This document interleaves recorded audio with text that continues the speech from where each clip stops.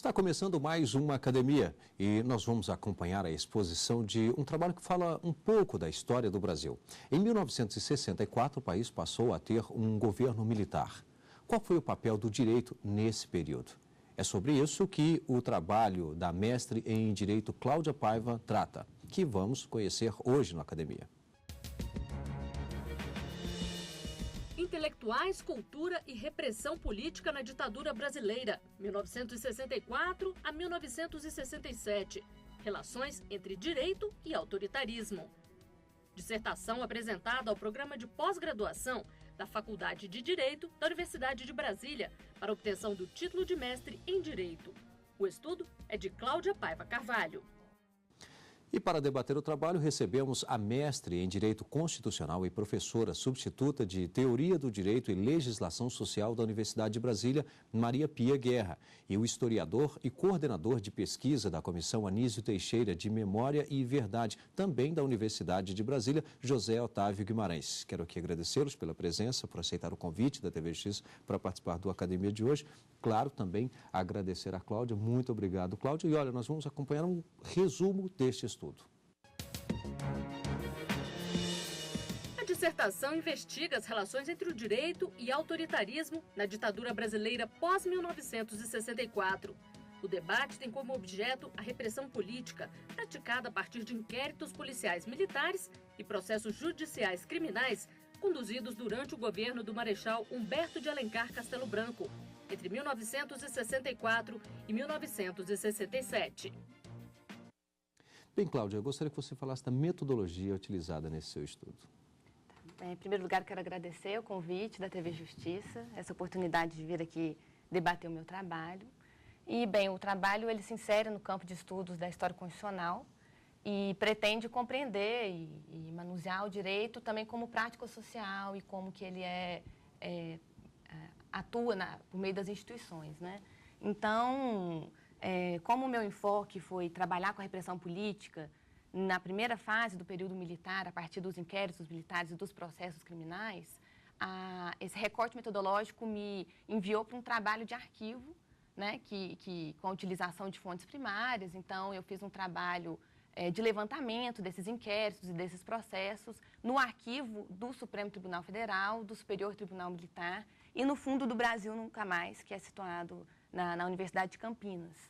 Então, eu conjuguei, né, esse estudo para problematizar a articulação do direito nesses processos, com investigações de outras fontes, como os debates parlamentares da época, os discursos presidenciais, mensagens, e para ver como isso reverberava, como se organizava a resistência intelectual, né? Também consultei jornais, principalmente um jornal grande de oposição, que foi o Correio da Manhã, e uma revista cultural, né, que é chamada Revista Civilização Brasileira.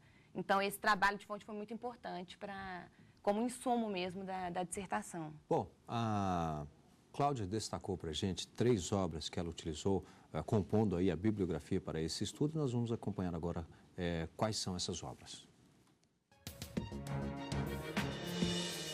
Ditadura e repressão, o autoritarismo e o Estado de Direito no Brasil, no Chile e na Argentina, de Antony Pereira, editora Paz e Terra. Justiça Fardada, o general Peri Pelavíqua no Superior Tribunal Militar, 1965 a 1969, de Renato Lemos, editora Bom Texto. Senhores e Caçadores, a origem da Lei Negra, de Edward Palmer Thompson, editora Paz e Terra. Bem, Cláudia, de que forma cada uma dessas obras contribuiu aí para a elaboração do seu estudo? Bom, acho que o primeiro ponto que a gente pode destacar é que nenhuma dessas obras é do campo jurídico propriamente, né? Então, isso, por um lado, mostra a interdisciplinaridade da pesquisa e, por outro, ainda a carência de estudos de direitos nessa área, né? O primeiro livro, que é de um cientista político, né, do Antony Pereira, foi um livro que me despertou muito para essa temática. Ele faz um estudo comparado da ditadura no Brasil, no Chile e na Argentina e busca compreender os padrões de repressão que se instalaram em cada uma delas a partir dessa dinâmica da relação da ditadura com o direito. Então, ele vai questionar esses contatos que regimes ditatoriais têm com instituições tipicamente do Estado de Direito, né?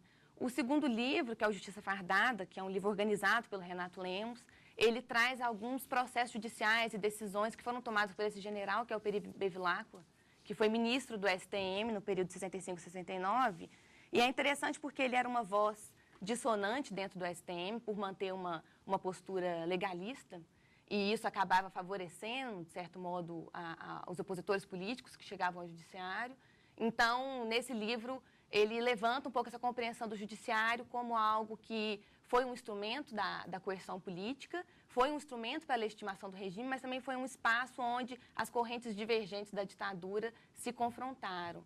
E, em terceiro lugar, o livro do Thompson, que é um historiador inglês e faz um estudo sobre a lei negra na Inglaterra, no século XVIII, ele foi muito importante para mim, principalmente por causa de uma reflexão muito perspicaz que ele faz sobre o direito no final do livro, em que ele aponta que o direito não é apenas um instrumento das classes dominantes, mas ele também pode ser apropriado e pode ser manuseado pelas classes dominadas, e isso me faz pensar, dentro do período da ditadura, como que a estrutura legalizada e burocratizada também pode abrir brechas, né, e espaços para a resistência se manifestar.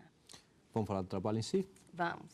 Bom, então, o trabalho, né, o tema, a reflexão, são as relações entre direito e autoritarismo no período da ditadura. O meu recorte foi a repressão no meio cultural e intelectual, que me instigou muito, porque houve uma mobilização muito grande da cultura com a política no período anterior ao golpe, dentro de um projeto de mudança social que estava sendo avançado. E depois da ditadura, a politização dessa produção cultural continua muito intensa. Então, de certa forma, como o meu objeto era investigar a ambiguidade da ditadura brasileira nessas interações que tem entre atos de exceção e mecanismos democráticos, a investigação nesse campo cultural me abria um âmbito de pesquisa muito interessante, porque mostrava que essa ambiguidade também se refletia na repressão seletiva que ocorreu no meio intelectual. Mas, assim, a repressão, a principal faceta que eu procurei analisar foi a faceta judicializada. Então, problematizar essa preocupação do regime de levar seus opositores políticos a julgamento e como que o direito foi utilizado, por um lado, como esse mecanismo de coerção, mas, por outro lado, como que, ao trazer esses conflitos para dentro do judiciário e a convocar a linguagem, os códigos dos direitos, o regime perde um pouco o controle sobre o desfecho desses julgamentos. Então, eu fiz um levantamento, né, desses inquéritos policiais militares e desses processos durante a primeira fase, né, a fase punitiva inicial do regime, e tentei investigar qual foi o discurso jurídico que a repressão utilizou, ou seja, como que a ditadura se traduzia em direito ali para justificar aquela repressão, como que ela manuseava a Lei de Segurança Nacional para se contrapor a direitos de manifestação de pensamento, e procurei, então, fazer uma análise tanto do papel do direito, tentar compreender como que o direito se comporta, mas também tentar compreender como que o regime utilizou, quais foram os limites desse uso do direito, né, pelo regime. Então, o que eu percebi foi que esses inquéritos eles foram utilizados como um instrumento de perseguição política, né, e que eles tinham um intuito de causar, né, um terror, de amedrontar a oposição, de intimidar mesmo as práticas de resistência, mas que eles criava-se um campo de tensões, um campo de tensão onde a oposição também se manifestou.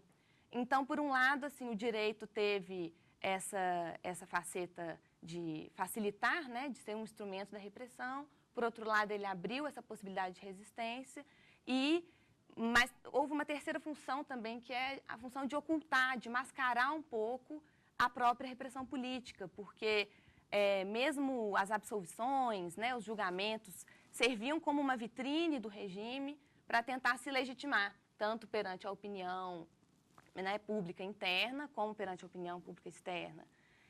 E com relação ao próprio funcionamento, né, da ditadura, o que a gente percebe é que teve uma preocupação forte com institucionalizar, né, em produzir uma institucionalização autoritária, que desse conta de legitimar, mas garantir a estabilidade política do regime. Então, a partir desses apelos que o regime fez às estruturas jurídicas, ele buscava uma estratégia de dominação política que, no campo intelectual e cultural, tinha o intuito de domesticar a oposição, de controlar, de manter a oposição em determinados limites do que seria considerado tolerável.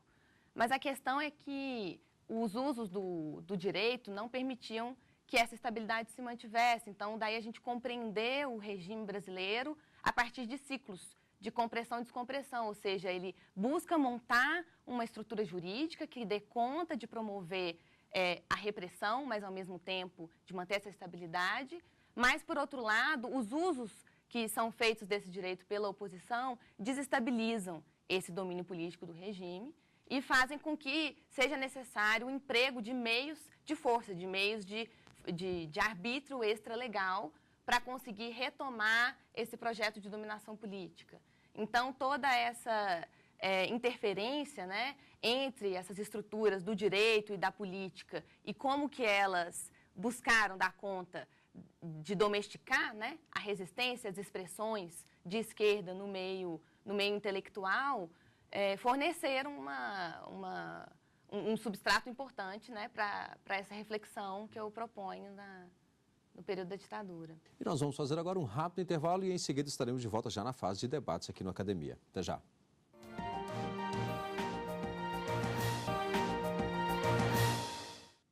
E estamos de volta com a Academia hoje, debatendo a dissertação de Cláudia Paiva Carvalho, Intelectuais, Cultura e Repressão Política na Ditadura Brasileira, 1964-1967, relações entre direito e autoritarismo. Antes de iniciarmos aqui o nosso debate, vamos conferir as teses e dissertações que estão disponíveis no mercado editorial.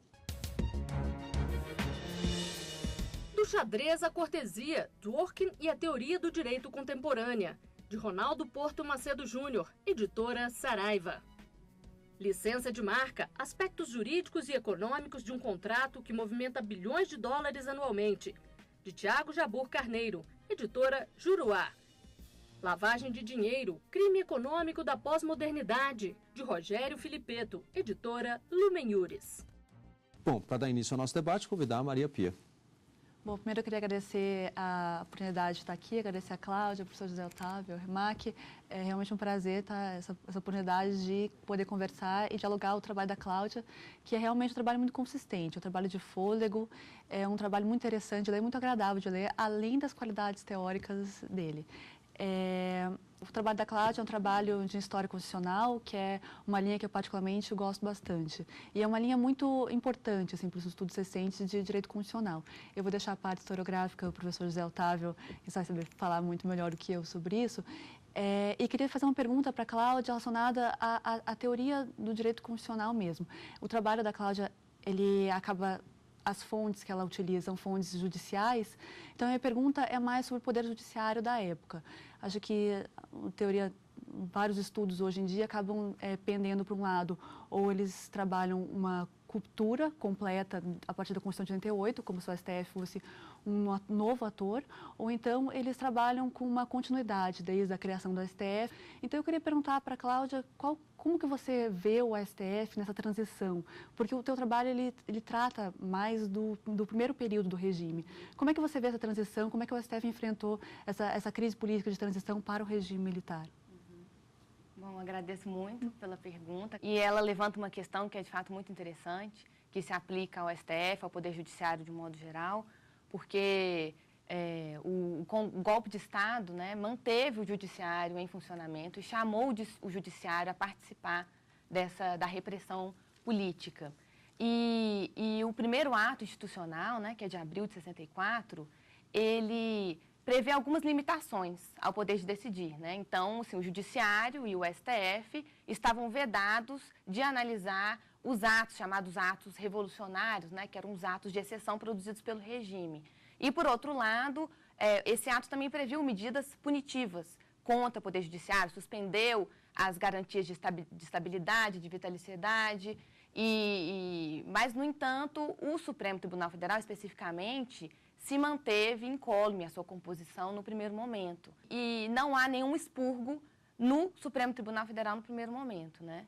Só que, de certo modo, essas decisões, algumas decisões que eu analiso são habeas corpus que o Supremo Tribunal concede a opositores políticos, alguns dos maiores desafetos políticos do regime, como o Miguel Arraes, que aparece aqui no meu estudo. Isso tudo cria um campo de tensões, tanto entre a linha mais dura do regime e a cúpula do governo, como essa linha e essa atuação do judiciário, que se compreendia que não estava atuando, né? Não estava realizando aqueles objetivos do movimento militar. Então, a crise vai atingir diretamente o STF com o segundo ato institucional, que vai mudar, vai ampliar o número de ministros e vai ampliar a competência da Justiça Militar também.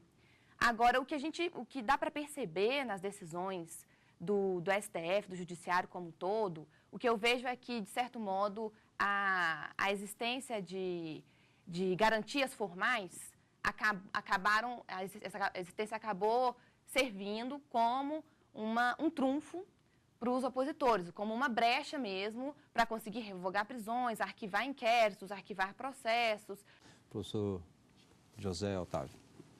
Então, em primeiro lugar, também gostaria de agradecer esse convite, a oportunidade de ler o trabalho da Cláudia, a oportunidade também de discutir com ela esse trabalho. Trabalho muito claro, muito bem estruturado.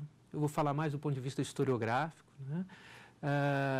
Uma delimitação cronológica precisa, muito interessante o fato de ela ter escolhido o governo Castelo Branco e construído esses limites cronológicos, que são 64 e 67, sem respeitá-los exageradamente, porque para construir uma delimitação cronológica é preciso também que você fale das fronteiras desses marcos que você construiu. E a Cláudia faz isso muito bem como? Para procurar entender o que foi a repressão aos professores, a intelectual, a cultura durante esse período, ela é obrigada a recuar o governo João Goulart. Então, a primeira parte do trabalho dela é um pouco a exposição do que foi dentro do quadro das reformas de base, dentro dos quadros da tentativa de pensar a ideologia do nacional popular, como é que se construíram determinadas posições que depois vão incomodar o regime. Por outro lado, o outro limite cronológico, que é o endurecimento do regime a partir de 67 e os limites dessa ativa de conciliação com a tradição da Constituição de 46, com certo liberalismo durante o primeiro momento do regime, ela vai mostrando como esse modelo vai se esgotando durante esses 3 anos e vai provocar justamente uma virada jurídica e uma virada política do Estado, da ditadura, com a publicação do AI-5. Eu queria fazer uma questão para você, Cláudia. Você fala desse compromisso tenso, paradoxal, ambíguo, você usa vários adjetivos do governo do Castelo Branco, e de tentar combinar o respeito à legislação anterior, ao espírito da Constituição Liberal de 46, aos valores de um Estado democrático de direito e, ao mesmo tempo, a necessidade de endurecer com práticas de exceção, etc. E isso se reflete num paradoxo. E a Cláudia mostra que há, de alguma forma, um terrorismo cultural, quer dizer, ela usa esse termo, né, um terrorismo cultural com práticas jurídicas agressivas, vamos dizer assim, e, ao mesmo tempo, um espaço que a convivência com o Estado legal, com o legalismo, permite o desenvolvimento de uma resistência. E, na conclusão do trabalho, a Cláudia sugere, não sei se eu li corretamente, né, que justamente a Carta de 67 e o endurecimento posterior, sobretudo com a publicação do Ato Institucional número 5, é uma resposta ao fato de que esse modelo ambíguo não deu certo. Quer dizer, que ele estava provocando justamente espaço demais para as formas de resistência, né? E você termina falando de uma conclusão do seu trabalho, é uma profissão de fé quase no constitucionalismo. Quer dizer, que quando você tem espaço para o constitucionalismo, ele tem um poder emancipador. A minha questão, Cláudia, será que a repressão, especificamente as artes, as práticas intelectuais, a cultura em geral, nesse momento, foi realmente um elemento de peso do ponto de vista da explicação histórica para esse processo de recrudescimento, de endurecimento do regime a partir de final de 67 e 68? Bom, professor, só tenho a agradecer todas as considerações que o José Otávio trouxe. E essa pergunta, eu acho que ela levanta 2 pontos, assim. Primeiro, em que medida que a atuação dessa resistência cultural foi algo chave, foi algo decisivo para o endurecimento posterior do regime, né? Isso, o que eu tento ver, o que eu noto nesse primeiro período da ditadura, é que essa seletividade da repressão, ela tinha alguns filtros que eram muito calcados numa tentativa de se despolitizar a universidade, as artes, a produção cultural, e de controlar a recepção daquilo que era produzido, ou seja, restringir o grupo que teria acesso, retirar, cortar os contatos dessa cultura de esquerda com as massas ou com as camadas populares, para tentar, assim, neutralizar o efeito que essa cultura teria em termos políticos. Mas o que acontece é que essa tentativa, que eu acho que dá para fazer um paralelo entre a tentativa de domesticar a cultura, a tentativa de domesticar o direito, ela sai pela culatra, porque o que se vê é que depois de 67, quando se teria, né, esse projeto de institucionalização do regime, ocorre uma formação de uma nova massa política, considerada perigosa, que é a massa estudantil. Então, o regime tenta fechar novamente, né, controlar novamente essas expressões, e elas fogem ao controle outra vez, a partir dessas manifestações de 67 e 68, que vão redundar no ato institucional número 5. Então, a minha ideia é pensar que o governo do Castelo Branco preparou o terreno, de certa forma, que não há uma ruptura tão grande assim, no sentido de que a disposição em usar a violência, quando a brecha aberta pelo direito fosse excessivamente ampla, né? Ou criasse essa ameaça ao próprio controle político do regime. Agora, por outro lado, uma outra questão que eu acho que a repressão nesse nicho da intelectualidade me permitiu perceber foi até que ponto que a utilização do direito como método de repressão era eficiente. Porque o que a gente nota a partir do AI-5 é uma virada um pouco, né? Se houve uma judicialização tão ampla de início, se de fato os processos judiciais foram a principal via na repressão, nesse período que eu estudo, depois a prática de punições sumárias, o controle ideológico nas universidades, a censura na imprensa vai se tornar muito mais expressiva e uma forma que, então, vai prescindir ou vai afastar toda essa mediação do direito que criava um incômodo, né? Que criava essa possibilidade de respostas incômodas para o regime. Bem, Cláudia, muito obrigado. Parabéns. Eu que agradeço. Também ao professor José Otávio, muito obrigado pela participação. Também a Maria Pia, obrigado, Maria. Lembro que você pode participar do programa enviando o seu trabalho para ser debatido aqui com a gente. O endereço é academia@stf.jus.br e também é possível rever este programa no site da TV Justiça, www.tvjustiça.jus.br. Obrigado e até o próximo encontro.